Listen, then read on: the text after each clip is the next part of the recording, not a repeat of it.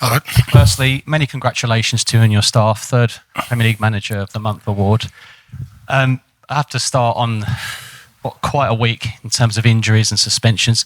Can I get specific analysis, if possible, on Micky van der Ven and James Maddison? There's latest reports that his ankle injury is quite a bit worse than first feared.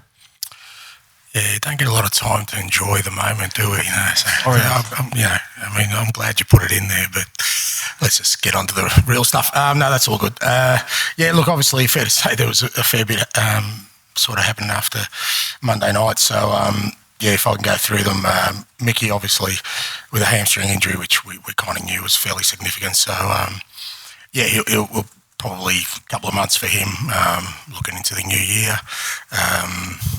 Matters, a lot worse than we thought. Obviously, again, he came off with the ankle injury, but next day wasn't great, so we sent him off for a scan. So again, not great for him. So again, probably into the new year for him. Richie had the operation, which again we kind of scheduled anyway because Richie's kind of been battling with it from day one, and with the international break coming up, we thought it was a good time to sort of get it done. He should only be, if everything goes well, a month, so not too long after the international break. They're the main ones. Obviously, we've got a couple of suspensions as well. And I think and Ben Davies is back and available. I think everyone else is okay. All right. Pedro's fine. No, he trained, no problem. That's obviously really bad news for Micky and James. January is looming then, and I know we've spoken before about it's a smallish squad, and potentially with Davidson to moving on to Galatasaray might have been a bit short. Will there be discussions then to try and do some activity early in the January window because of these injuries? Look, nothing really. My focus right now is we've still got a fair few games between now and January, and that's where my attention's got to be. The planning in terms of January has been in the works for a while. As I said last week, Johan's in the building now. That's his kind of area. He's getting his department together. He'll get all the information, and we just got to keep working to the plan we started with. I've said right at the start, we've only had one window trying to build a team. It was never going to happen in that one window. So we've got a plan, whether that's January, whether that's the summer or beyond, and we'll work through that. But right now, what's important to me is we've got still a significant amount of games between now and January, and we want to make sure we're performing at a good level. It's quite a memorable game Monday. I all the 30 odd years I've been to White Hart Lane, Tottenham Hotspur Stadium, I've ever seen a full house when you've just lost at home to one of your big rivals. That says a lot. Is that a message to the players that are going to have greater responsibility now coming in? Everyone's got to pull together, and it's kind of an example of what you've actually been saying for the last few weeks. There's going to be some downs here as well as the ups. Yeah, look, it was like I said, it was an unusual night, Monday night, but I think from our perspective, as I said after the game, it was hard to analyse, but we still had to analyse the game, and sort of our analysis was when it was first 20 minutes, I thought we were outstanding, probably the best we've played all year. Obviously there was a couple of moments in there, then we lost our discipline, which kind of turned the game on its head in terms of just, there was so much happening and so much not happening in terms of just playing football. It disrupted us. And then we went down to 10 men. And again, I thought we coped not too bad. Obviously, down to 9 men. And I think the message in the end was that, I think, as you said, the supporters appreciated the efforts of the players, which is important. I think that the players felt that because ultimately, I think that's what every supporter wants, that, they see their players out there, the people representing their football club giving their all, but disappointed with the outcome because it was a game that, like I said, we started really well and was well within our grasp to come out on top. So, there's lessons in that as well. So, but, it's just another opportunity for us to grow, as a group, as a football club, as a team. Charlie. Hi, Ange. Just one on Micky. I mean, how has he been emotionally and mentally since Monday? Because he's had such a great start to life at Tottenham, and knowing that he's sustained that injury and will be out for the next couple of months, how has he taken it? Yeah, like all of them, any footballer, that's probably their biggest fear is that, and it's always the possibility of injury sort of disrupting,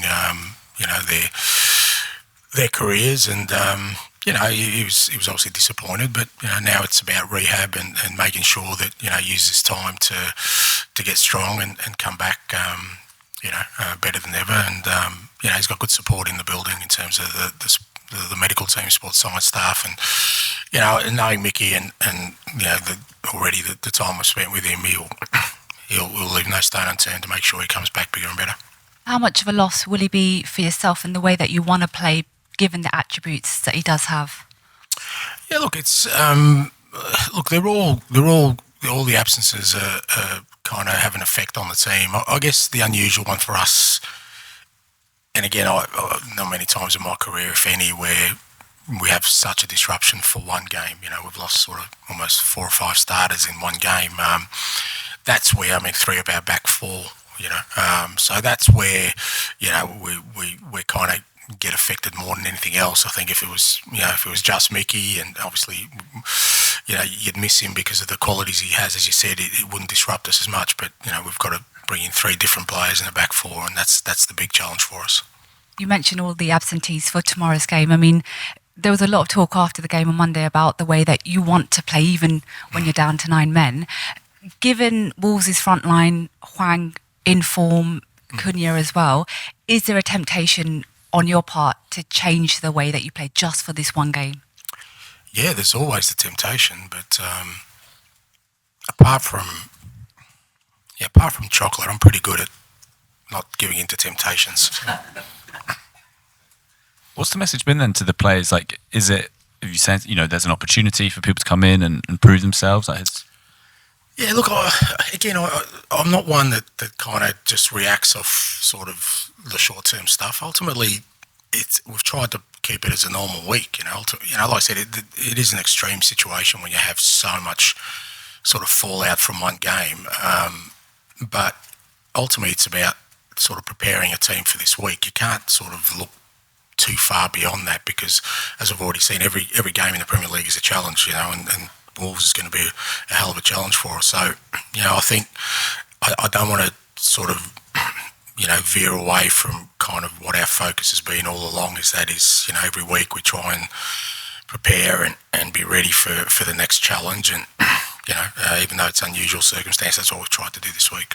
Do you sense then that the players do want to rally around and kind of lift themselves after this? Because it is a big disappointment losing key players, isn't it? Yeah, it is. Of course it is. But, I don't think it would take that for them to rally around. They do it every day. I mean, that's, ultimately that's what you want. You want them every day sort of wanting to give their all, give their best. They don't need extra motivation. So, we're aware of that. Obviously, we're going to have to make some changes for tomorrow. But the guys who will come in have been training hard to understand how we want to play, and will come in and give everything they can to try and make us successful. I mean, the tricky part for us, and I know people have kind of said it's an advantage that we haven't been in Europe or in the Cups, but if we had been, some of these guys would have had game time. That's the tricky bit. A lot of them are going to come in and haven't had a lot of game time, and that's where, from our perspective, because again, we can't afford any more injuries. Just got to be really careful about sort of, the kind of game time we give people. And just looking back at Chelsea, have you been able to watch it, rewatching it? Does it make any more sense, or is it one of those games you look at and like, this is just carnage? Yeah, no, it does. Like I said, I mean, you kind of, when you take the emotion out of it, and I looked at it, like I said, the first 20 minutes I thought we were outstanding. I thought some of our football, and we really started on their tempo, and then like I said, there was a 6 or 7 minute spell where we just lost our sort of composure, and we kind of paid a price for that.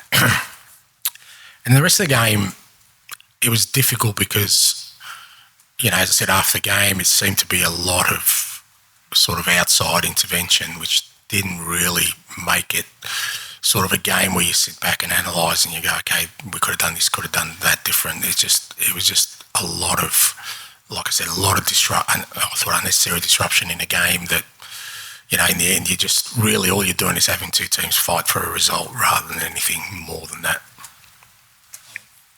Hi, Ange. Apologies in advance for asking a VAR question, but it's a slightly different one. It's more to do with injuries. I was just wondering, I'm not saying injuries that you've currently got because of that, but is there a chance that the amount of stoppages in play now, the amount of time that players are waiting around, could it lead to more muscle injuries and things like that? Oh, absolutely. Yeah, I mean, I'm not going to draw a sort of direct correlation to Micky's injury, but, I was half tempted to throw some balls out there for him to have a kick around. I mean, it's the reason we have warm-ups. But if you're going at a game and then you could, the fact that there was only 47 minutes of game time the other night in 100 and whatever it was, 10.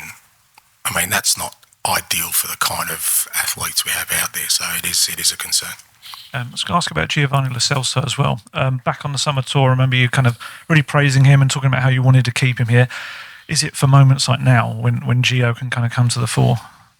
Look, it's Gio. It's Brian Gill. It's we've got to be careful with Bentancur a bit, but it's for him. It's for Skippy. It's for Eric Dyer. It's for all these guys. That's why they've been training hard. They've been training with us. They haven't been training separate from the group. Everything we've done together, and they've worked hard. And for all of them, it's about being prepared for when your opportunity comes. And fair to say that the opportunity comes now for a few of them, and it's up to them now to take that opportunity, but they've been preparing themselves for that, from the first day. Often when you have so many players out at a club, it kind of makes you, not forces you, but makes you look at the academy and the younger players that may be involved in training.